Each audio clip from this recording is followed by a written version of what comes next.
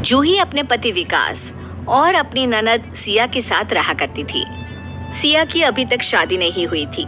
अपनी भाभी जूही और अपने भाई विकास से वो बहुत प्यार करती थी और सब लोग बड़े प्यार से एक दूसरे के साथ रहा करते थे। ओहो, ये क्या होता जा रहा है?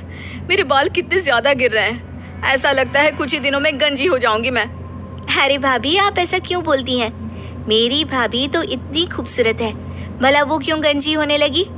अरे देखो ना सिया, मेरे बाल कितने ज्यादा टूट रहे हैं। मुझे तो बहुत चिंता हो रही है।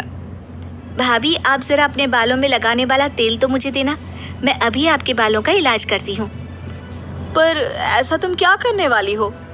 अरे भाभी, आप लाइए तो सही, जल्दी से मुझे अपना हेयर ऑयल ला कर दीजिए, फिर देखना कुछ ही दिनों में आपके बाल गिरना झट से बंद हो जाएंगे। जूही अपना हेयर ऑयल का डब्बा सिया को ला कर देती है। सिया उस डब्बे में चुपचाप कुछ मिला देती है। कुछ दिनों के बाद जूही को लगा वाकई में उसके बाल गिरना काफी हद तक ठीक हो चुके थे। अरे वाह, तुम्हारा नुस्खा तो बड़ा असरदार निकला। देखो, मेरे बाल फिर से कितने अच्छे हो गए।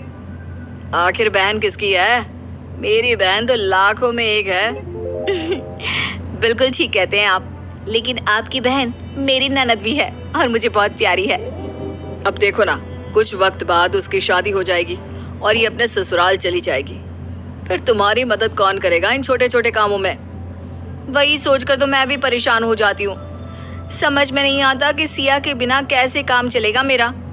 भैया भाभी, आप क्यों मेरी शादी की बात करते रहते हैं? जब जाना होगा तब चली जाऊंगी।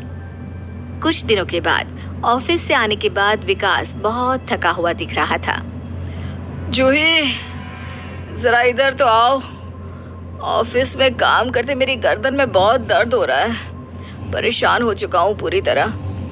चलिए ना, हम डॉक्टर को दिखा कर आते हैं। इस तरह लगातार दर्द होता रहेगा तो आप ठीक से ऑफिस का काम भी नहीं कर पाएंगे, परेशानी और बढ़ जाएगी। अरे भाभी, भैया को डॉक्टर के पास ले जाने की कोई जरूरत नहीं है। क्यों? अगर डॉक्टर के पास नहीं जाएंगे तो तुम्हारे भैया की गर्दन का दर्द कैसे ठीक होगा, बताओ? भाभी, मेरे पास ना एक बहुत मजेदार नुस्खा है। भैया के पैर के अंगूठे को धीरे धीरे से मालिश करिए, देखना कुछ ही देर में उनका गर्दन का दर्द एकदम गायब हो जाएगा। क्या सिया, अब तो नुस्खे बताने के साथ साथ डॉक्टर भी बन गई है क्या? भैया, पहले मैंने जो कहा है वो करके तो देखिए। सिया के बताए नुस्खे के बाद विकास की गर्दन का दर्द बिल्कुल ठीक हो जाता है और इस बात से विकास और जूही दोनों बहुत खुश हो जाते हैं। कुछ दिनों के बाद विकास जब ऑफिस से लौट कर आया। जूही, मुझे ऑफिस के कुछ काम से कहीं बाहर जाना होगा। अच्छा ठीक है, चलिए मैं आपका सामान अच्छे से पैक कर दूं।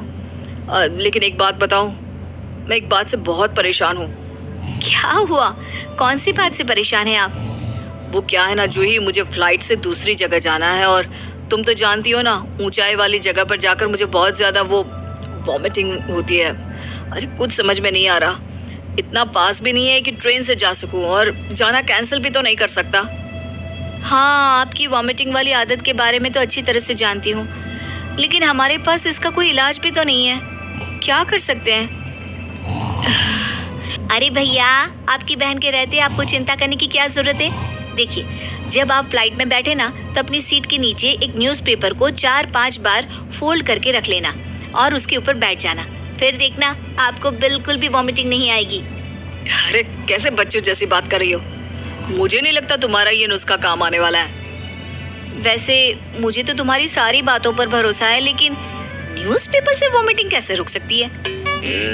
इस बात को मानने को मन नहीं कर रहा। लेकिन अगर मैं कुछ कह रही हूँ तो करने में बुराई क्या है? और वैसे भी आपको सिर्फ एक न्यूज़पेपर ही तो रखना है। अच्छा ठीक है, जैसा मेरी बहन कहेगी मैं वैसा ही करूँगा। विकास सिया के बताए नुस्खे के अनुसार फ्लाइट में अपनी सीट के नीचे एक न्यूज़पेपर को फोल्ड करके रख लेता है और विकास को वॉमिटिंग नहीं होती। जब विकास घर लौटकर वापस आता है तो ये बात जूही को बताता है। वाकई में सिया, तुम तो लाखों में एक हो और तुम्हारे बताए हुए नुस्खे तो 100% सही निकलते हैं। मैं तो बहुत खुश हूँ कि मैं इतनी होशियार ननद की भाभी हूँ। वक्त ऐसे ही बीतता जाता है और कुछ सालों के बाद सिया की शादी तय हो जाती है। शादी वाले दिन ब्यूटी पार्लर वाली सिया को तैयार करने के लिए घर आती है। देखिए, मैं सबसे पहले आपका हेयर स्टाइल बना देती हूँ। आपके चेहरे पर ना हैवी वाला जूड़ा अच्छा लगेगा। हाँ हाँ, मेरी सिया के चेहरे पर तो जूड़ा ही बहुत सुंदर लगेगा। और जरा अच्छे से तैयार करिएगा। तो क्या मैं पहले अपना शादी वाला ड्रेस पहन लूं ताकि बाद में कोई दिक्कत ना हो? अरे नहीं नहीं, कोई दिक्कत नहीं आने वाली। ड्रेस बाद में पहनना, पहले मैं आपका अच्छा सा जूड़ा बना देती हूँ। इसके बाद पार्लर वाली सिया के लंबे बालों से उसका ही खूबसूरत सा जूड़ा बना देती है और उसके बाद उसे ड्रेस चेंज करने के लिए कहती है। अब आप जाकर अपना ड्रेस पहन लीजिए। लेकिन मैंने पहले से जो ड्रेस पहना हुआ है उसका गला तो बहुत छोटा है और इस जूड़े के ऊपर से ये निकल ही नहीं रहा। अब मैं क्या करूं? अरे सिया, जो भी करना है जल्दी करना होगा, शादी के मुहूर्त का वक्त हो चला है। लेकिन मेरी ड्रेस ये जूड़े में बार बार फंस रही है। लगता है हमें फिर से हेयर स्टाइल बनाना पड़ेगा। नहीं नहीं, इसे बनाने में पूरे 3 घंटे का वक्त लगा है। अब दोबारा इसे बनाना पॉसिबल नहीं है। अब हम क्या करेंगे सिया, तुम ही खुद सोचो। सिया दीदी के बाल इतने लंबे हैं, उनका जूड़ा भी बहुत हैवी बना है। एक काम करते हैं, हम उनके बाल को ही काट देते हैं। अरे आप पागल हो गई है क्या?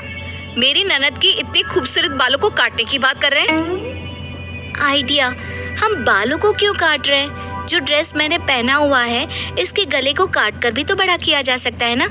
लाइए भाभी, जल्दी से कैंची लाइए। ये हुई ना बात।